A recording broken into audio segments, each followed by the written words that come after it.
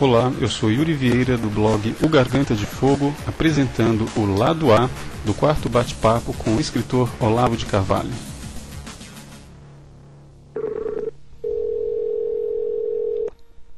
Alô? Olavo? Eu? Tudo bem, Yuri? Opa, tudo bem? Dá pra conversar agora? Como é que é? Tá. Tô gravando. Vambora. E aí, tá a fim de entrar em algum assunto que te chame a atenção essa semana? Não, pelas suas ordens. O que vocês inventarem aí, a gente comenta. É, porque eu tava querendo comentar primeiro o seguinte, o Saddam Hussein foi condenado à forca, né? Como é que você vê isso aí? Bom, eu vejo o seguinte, esse camarada, ele tinha matado 300 mil iraquianos ao longo do governo dele. A guerra do Iraque até agora, no total, matou 3 mil pessoas. E eu acho que foi barato, você tá entendendo? Porque ele, nesse período, quer dizer, se em 20 anos ele matou 300 mil, quantos ele teria matado mais 3 anos? Né? Faz as contas e você vai ver que a guerra saiu muito barata em termos de vidas humanas. Uhum. Quer dizer, se sacrificar 3 mil para parar uma matança de 300 mil, fala, bom, é até obrigatório.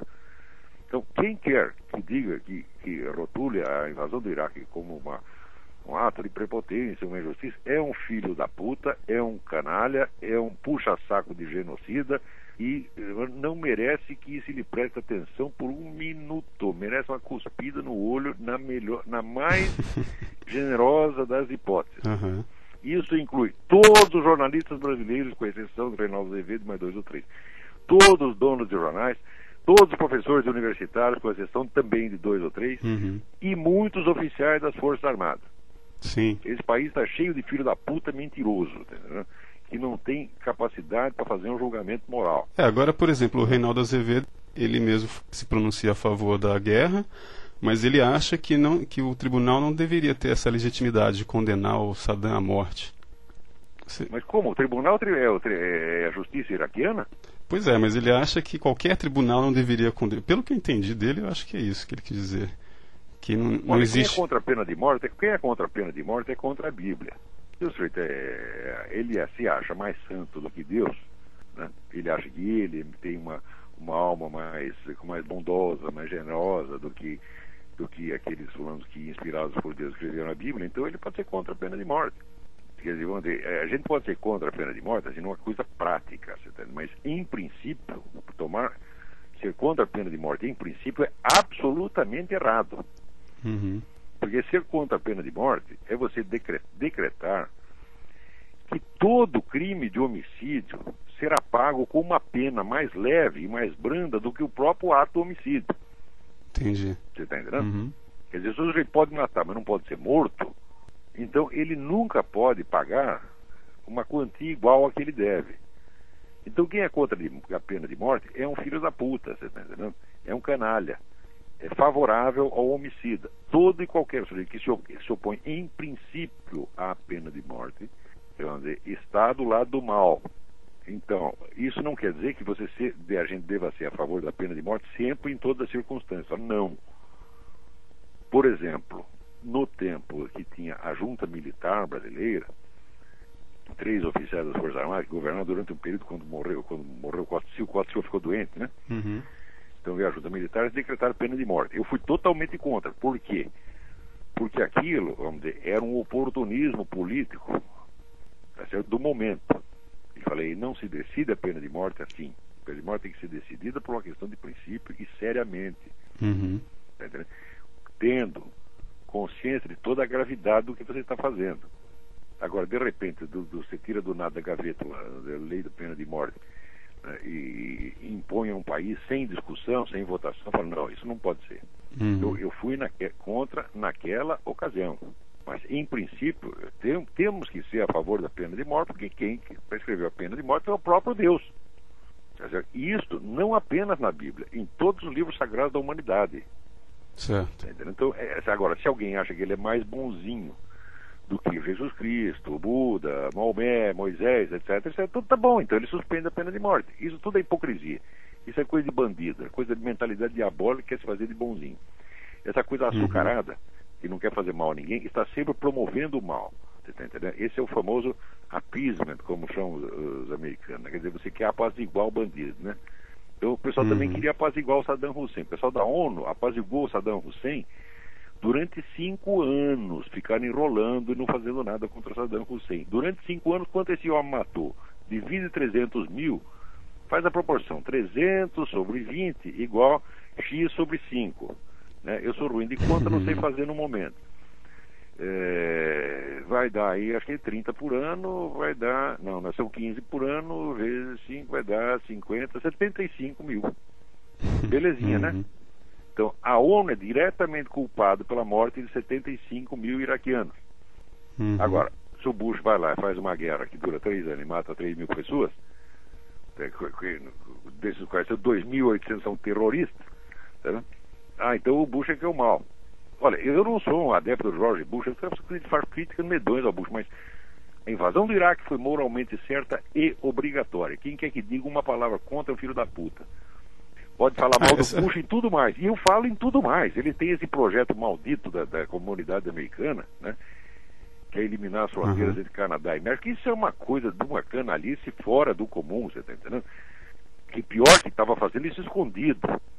Aqui na América, aqui é democracia, então não dá para esconder as coisas, como no Brasil esconde Foro de São Paulo durante 16 anos. Não. Aqui, quando você esconde o negócio, você tem que esconder de todo mundo, porque se um ficar sabendo, todo mundo deve ficar sabendo. Então o que aconteceu? Vazou esse negócio da comunidade americana, que ele estava combinando em segredo com o presidente do México e o primeiro-ministro do Canadá.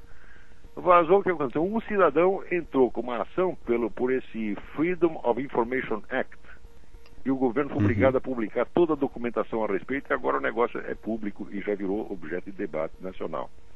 E o Bush vai sair muito mal nessa, porque está todo mundo, claro, não tem um americano que seja a favor disso, só que é a favor disso é esse globalista, filho da puta, né? Mas o povão vai ser 99% contra. Uma decisão completamente antirrepublicana, né? Completamente antirrepublicana, anticonservadora, anti-americana, anticristã, anti-tudo. Só é a favor do bolso de meia dúzia de filha da puta que está interessado nisso. Né? Então o Bush tem isso, quer dizer, a única coisa certa que o cara fez, eles criticam por causa disso, porra. Ele aumentou os gastos públicos, está errado. Se ele quer, faz esse negócio a comunidade americana, né? Depois nomeou aquela filha da puta para a Suprema Corte, que graças a Deus a mulher desistiu. O sujeito faz cagada, uma atrás da outra, tá? E não cagada, às vezes são erros morais graves, mas a coisa certa que foi parar o Saddam Hussein, e só tinha um jeito de pará-lo, é pela força. Esse sujeito vamos dizer, é um dos governantes mais sanguinários que já houve na face da terra, armado até os dentes, com aquela guarda republicana que obedecia como se fossem cães de guarda, né? Mantendo o povo sob o terror durante 20 anos, né? Tem que parar o sujeito. Agora, o engraçado é que esses fulanistas críticos do Bush dizem, não, mas foram eles mesmos que fizeram o Saddam Hussein. Escuta, os americanos sempre ajudaram todo mundo, eles ajudaram Fidel Castro. Esse sujeito vai, pede ajuda americana, o americano dá ajuda e depois ele dá uma facada nas costas dos americanos e a culpa é dos americanos. Ora, porra, é sempre assim. Você vê agora o que estão fazendo no Brasil. Eles fizeram essa cagada na aeronáutica, né? Que resultou nessas mortes de 154 pessoas. No dia seguinte, tá certo? Lançaram a culpa nos americanos, prenderam os 2 pilotos. O governo americano o que faz? Manda ajuda para o governo brasileiro para regularizar o controle de voo. Sim, Você está entendendo? O americano é assim, porra. As pessoas, o americano tem sido tão bom e tão generoso com o mundo que desperta raiva. É assim mesmo. Eu vi aqui, eu li esse negócio por as reservas de comida que os caras tinham aqui. Os Estados Unidos antigamente eram obrigados por lei a ter reserva de comida, eu acho que por, sei lá, não lembro se era 6 meses, 1 ano, 2 anos. Em caso de guerra nuclear, né? Hoje não tem mais reserva nenhuma. Por quê? Porque foi tudo usado em programas de assistência por essa porra do terceiro mundo. Que povo faz isso? Nenhum povo do universo jamais fez isso. Quer dizer, os Estados Unidos são um fenômeno de cristianização do povo, como nunca houve na face da Terra. Esse aqui foi o único povo cristão que jamais existiu, você está entendendo? Pois é, aí a gente entra num assunto que eu queria conversar com você, que você tocou na outra conversa, que tem a ver com isso que você disse com respeito à pena de morte e também com relação à Bíblia. Que você disse que não existe uma civilização leiga. Pode existir uma sociedade leiga, mas uma civilização leiga não existe, né? Pode existir uma sociedade leiga por algum tempo, e mesmo assim ela será leiga somente num aspecto dela. Você está entendendo? Por exemplo, você pode constituir um Estado leigo, desde que você tenha um fundo civilizacional religioso, que é exatamente o que aconteceu nos Estados Unidos. Mas, se esse Estado, por sua vez, tenta laicizar a sociedade, ele acaba com ele mesmo. Você está entendendo? Que é agora o que esses meia dúzia de filhos da puta estão querendo fazer, tá, né? Isso é muito simples, porque por que tem que ser assim? Muito bem. Toda civilização, vamos dizer, ela se baseia, vamos dizer, numa noção geral que as pessoas têm a respeito do que é verdadeiro e falso. Quer dizer, tem um senso de orientação no universo. Este senso de orientação, ele é necessariamente de tipo simbólico. Ele é, como assim, um discurso mito-poético. Não pode ser um discurso científico, um discurso lógico, por quê? Porque para isso ele precisa conhecer tudo meticulosamente. Veja, uma visão da totalidade só existe em termos mitopoéticos. Não pode existir em termos científicos. A ciência nunca abrange a totalidade. Isso é impossível. A ciência abrange um fragmento mínimo. E, no entanto, nós precisamos de uma orientação quanto à totalidade. Essa orientação só pode ser de tipo mitopoético, tipo simbólico, então é religioso. Você está entendendo? Sim. Agora, a civilização leiga quer fazer, vamos dizer, o que ela está fazendo? Ela está pegando um discurso científico, até pseudocientífico, e tentando forçar isso para virar uma mitologia. É a mitologia da evolução, a mitologia do progresso, mas é tudo falso. Segundo Spengler, isso acontece quando a civilização está em decadência mesmo, né? Claro, esse já é o fim, quer dizer, você quer criar uma religiosidade do nada. As religiões surgiram, vamos dizer, de sequências de acontecimentos absolutamente miraculosos, né? Não tem explicação. E é por isso que esses acontecimentos, como por exemplo a vida de Jesus Cristo, a vida do Buda, são olhados com reverência, porque são coisas que você não... São coisas que ao mesmo tempo lançam uma luz sobre a civilização e elas próprias são inexplicáveis. Os acontecimentos deles são inexplicáveis. Então é por isso que é uma revelação. Houve uma revelação no sentido de que há ali um mistério iluminante. Isso é experiência universal. Isso aconteceu na Índia, entre os hindus, entre os budistas, no taoísmo. A mesmíssima coisa. Então as religiões, elas têm uma origem que ao mesmo tempo é misteriosa, mas que lança uma luz sobre a civilização. Entendeu? É mais ou menos o mistério da inteligência, o mistério do conhecimento que falava o Einstein, que a única coisa incompreensível é que tudo seja tão compreensível. Entendeu? É um mistério de luz. Então, agora, se você quer trocar tudo isso por uma religião biônica feita em laboratório, você está criando um mistério das trevas.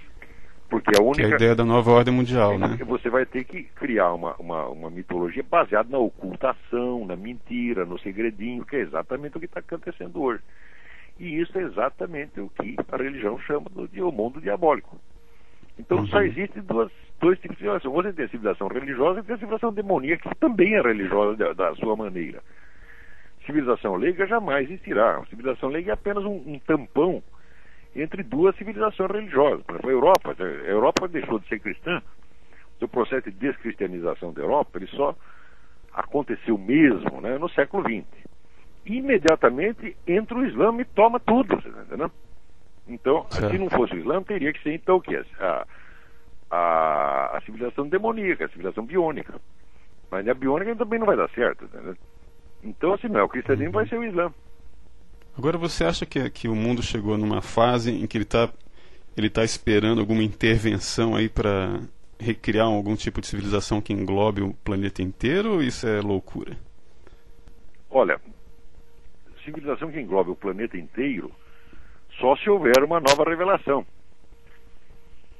Quer dizer, uma sequência de acontecimentos miraculosos, mas que tenham a característica do milagre divino, não desse pseudo-milagre demoníaco, né? Aí sim, mas não houve nada disso. Então tudo isso aí é biônico, é forçado, é trapaça. Isso é apenas ambição de comando, quer dizer, ambição do controle total. Que tem pessoas que acreditam que o grande problema do mundo, o mundo só tem problemas que não está sob o controle delas.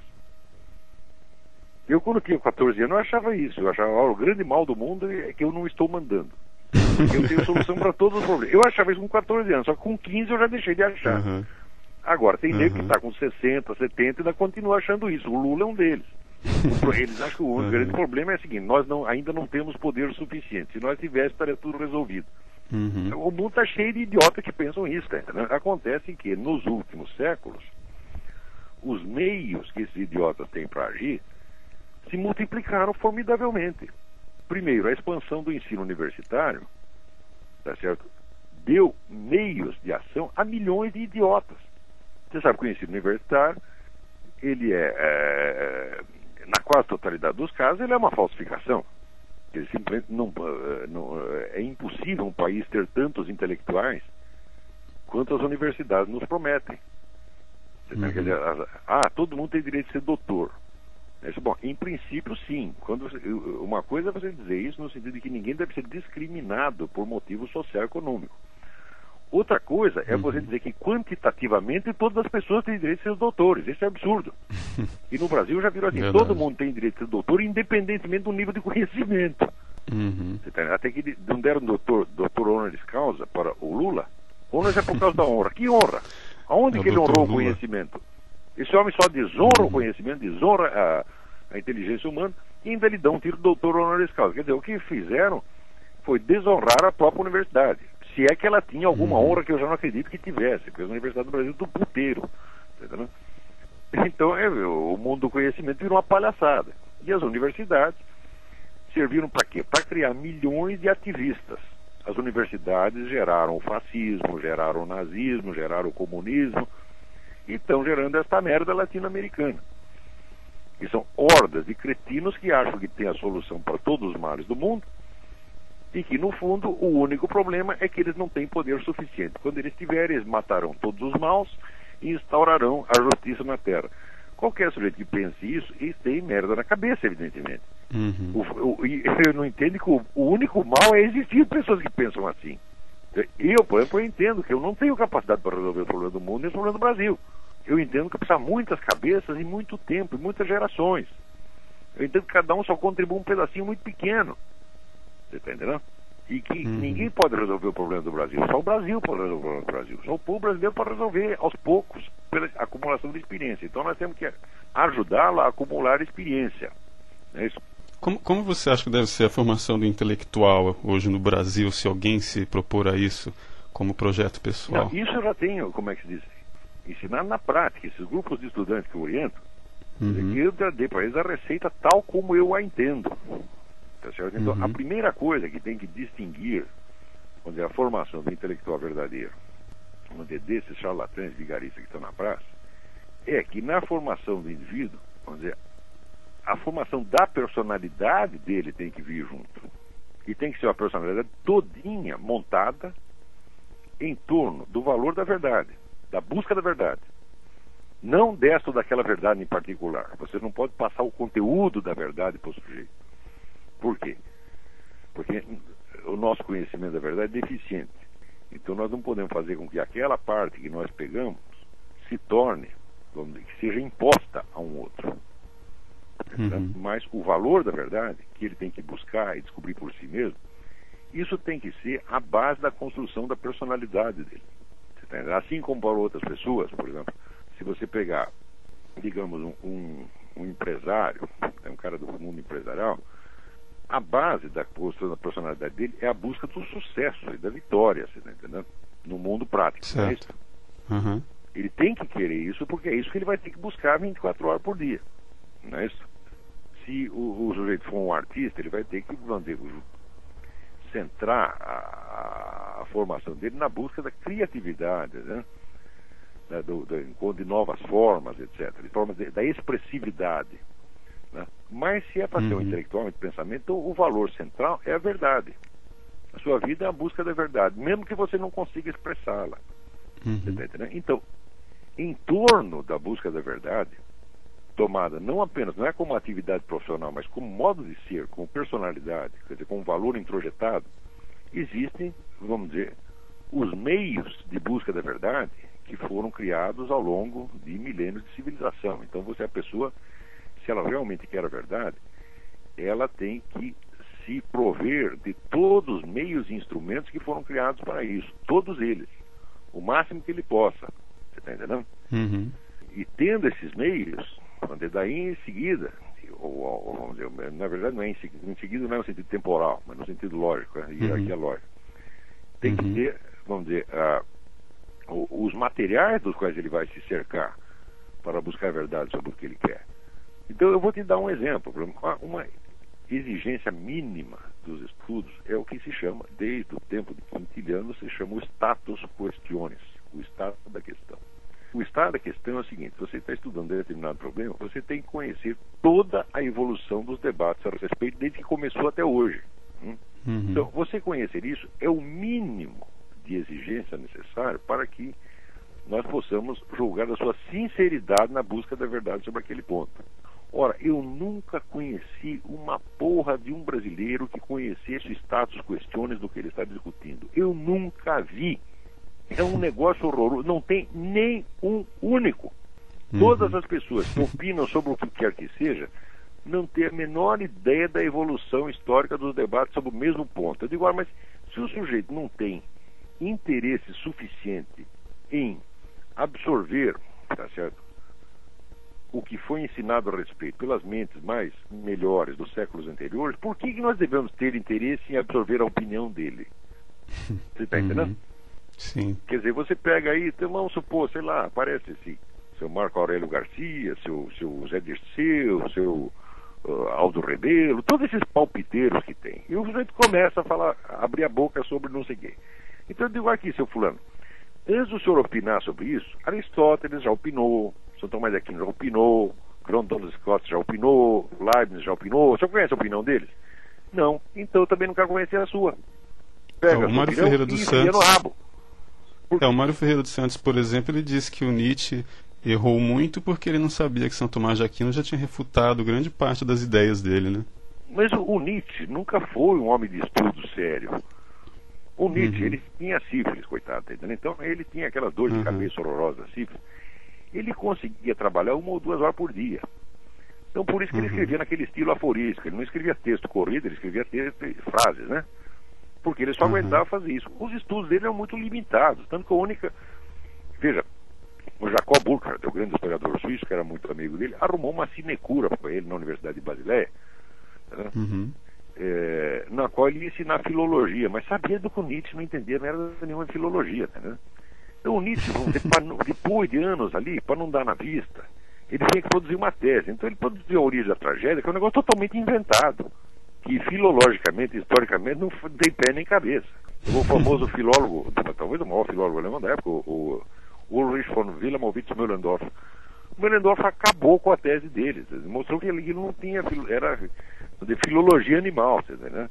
Então o Nietzsche era um sujeito muito talentoso, mas que pensava por umas sacações assim, isoladas. Era um poeta, não era um filósofo, né? Ele de vez em quando tinha uma inspiração e escrevia uns negócios. Mas filosoficamente não é para levá-lo a sério de maneira alguma.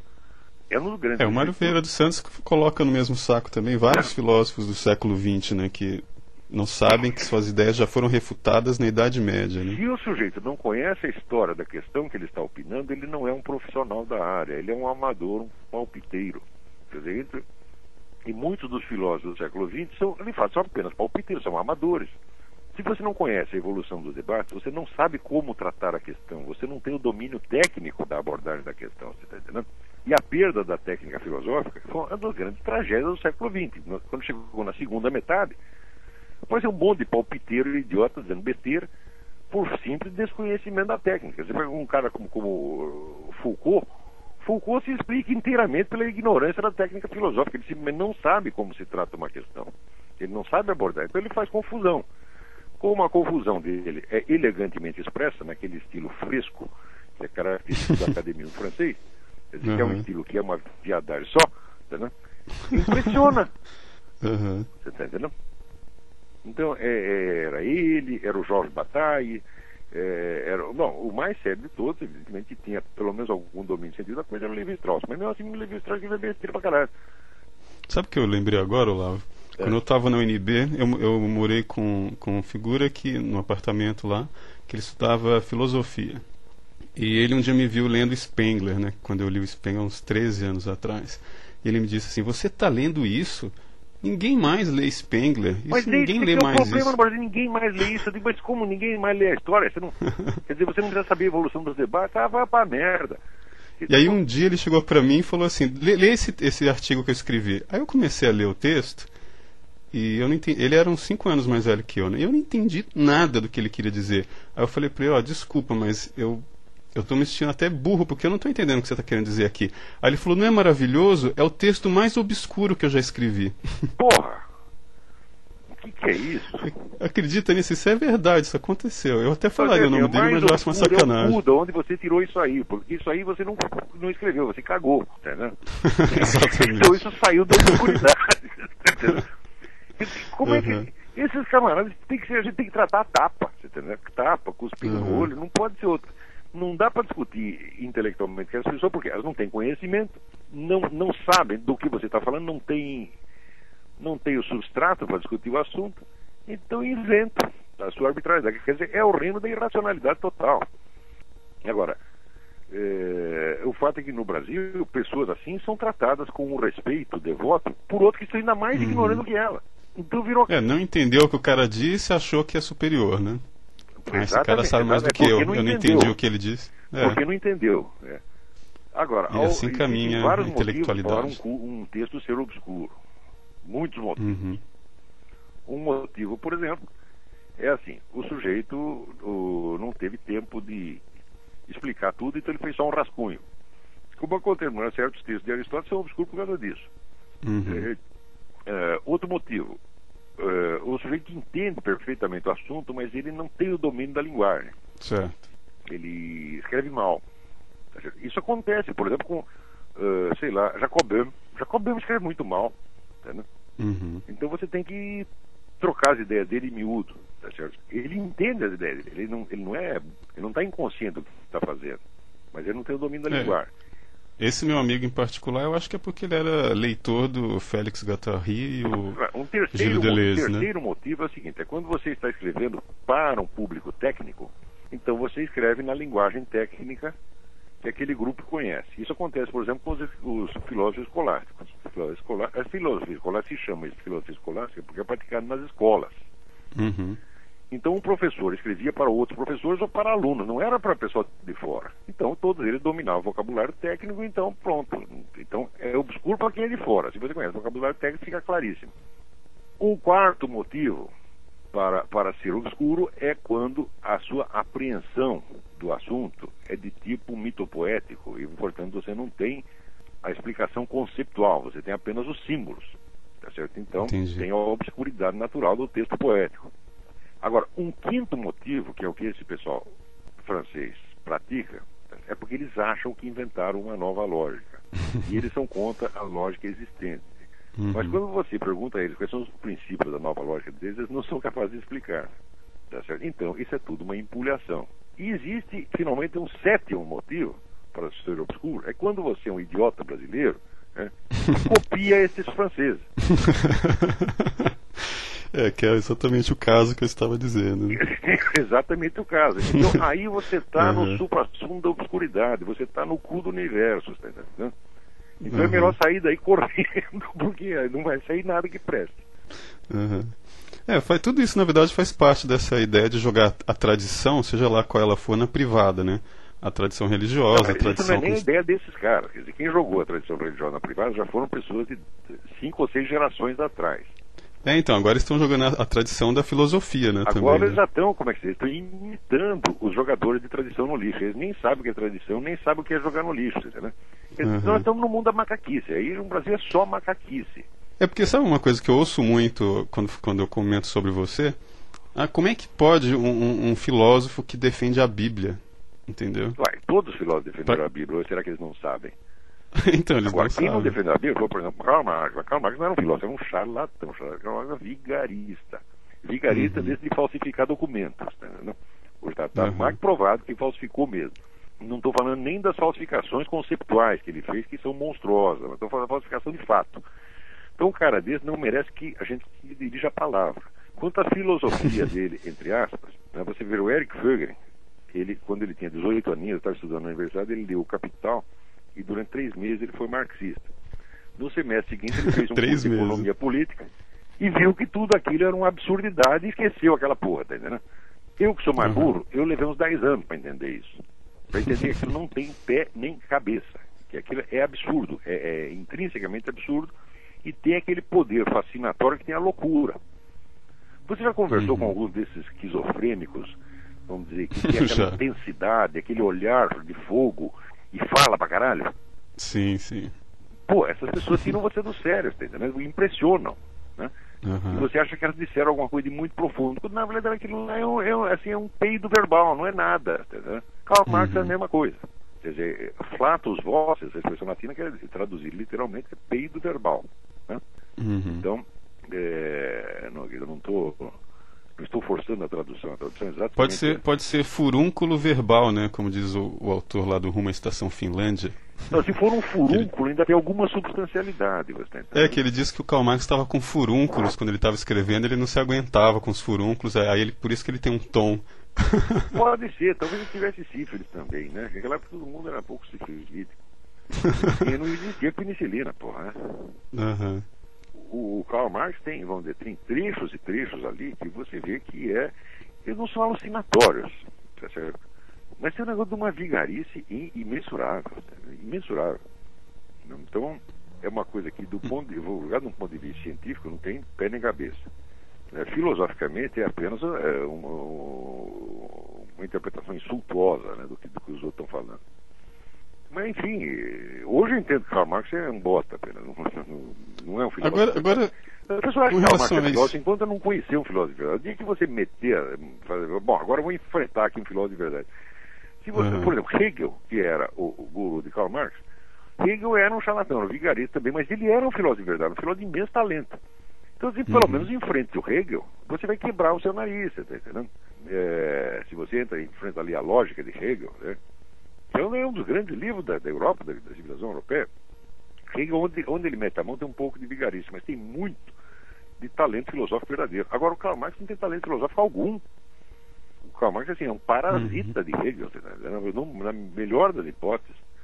Além de ser um maluco satanista que praticava rito satânico em casa, né? Ele, por não ser, esse sujeito ele dominou os outros na força da loucura mesmo. Eu lembro que eu tinha um aluno antigamente que era um sujeito esquizofrênico e ele, claro que ele não entendia uma palavra da minha aula, né? Mas ele tinha mania de ir lá, ele pagava a mensalidade, sentava, não podia expulsá-lo. De repente o sujeito se levantava, e quando ele levantava eu tremia nos alicerces, porque eu sabia que ele ia falar um monte de besteira, que todo mundo ia ficar impressionado, porque ele tinha aquele olhar de fogo, aquela eloquência característica do maluco, né? Daí ele, durante uns 15 minutos, né, explicava que ele era a reencarnação de não sei quem, né, que ele era um mestre enviado do planeta não sei o quê, e as pessoas ficavam aterrorizadas, tão aterrorizadas que alguns achavam, não, talvez, né, você fica tão em dúvida, a loucura do outro tem o poder de te fazer duvidar da sua sanidade, né? Então, talvez haja alguma coisa no que ele está falando, talvez tenha um fundo de sabedoria, né? Vocês são os idiotas, eu acreditar num besta desse, né, que está com a cabeça cheia aí de haloperidol, porra. Então, quem não conhece assim a verdadeira filosofia, a verdadeira profundidade da filosofia, se impressiona com a aparência de profundidade, né? E cai no engodo. Para sair dessa... E com relação, por exemplo, à literatura, porque eu, por exemplo, eu às vezes fico pensando, será que eu sou a pessoa certa para estar conversando com você? Porque meu negócio é literatura de ficção, sabe? Então, aí, nesse que você andou falando sobre qual é a essência do caminhar do artista e do intelectual. Do artista seria a criatividade, do intelectual seria a verdade, né? Não leve em sentido muito estrito as palavras que eu usei. Sim, não, claro que não. Palavras podem ser até inexatas. Mas, por exemplo, você veja que um poeta, o que ele tenta fazer? Quer dizer, ele tem o impacto da experiência e ele procura verbalizar aquilo da maneira mais imediata possível. Né? A hora que terminou a expressão verbal, terminou o serviço dele. Tá entendendo? O esforço dele não é propriamente para compreender, mas é para registrar e exprimir a experiência. O trabalho de compreensão começa depois. Por exemplo, você pega Rimbaud, é claro que tem páginas e páginas que o próprio Rimbaud não entendeu uma palavra do que estava escrevendo. Mas ele estava exprimindo o impacto direto da experiência. Fala, bom, então o trabalho de compreensão começa agora. Pegamos esse material que o Rimbaud registrou, expressou, tá certo? E nós vamos trabalhar em cima, para ver se chegamos na compreensão. Isso quer dizer que o trabalho do filósofo continua quando o trabalho do poeta está terminado. Você vê aqui uma carreira característica nesse ponto é do Hermann Broch. esse escritor alemão que escreveu A Morte de Virgílio. Depois que ele escreveu A Morte de Virgílio, ele viu que ele tinha chegado já no auge da expressividade que ele podia, tá certo? Então ele falou, bom, o que eu podia fazer na expressão metafórica da experiência singular eu já fiz.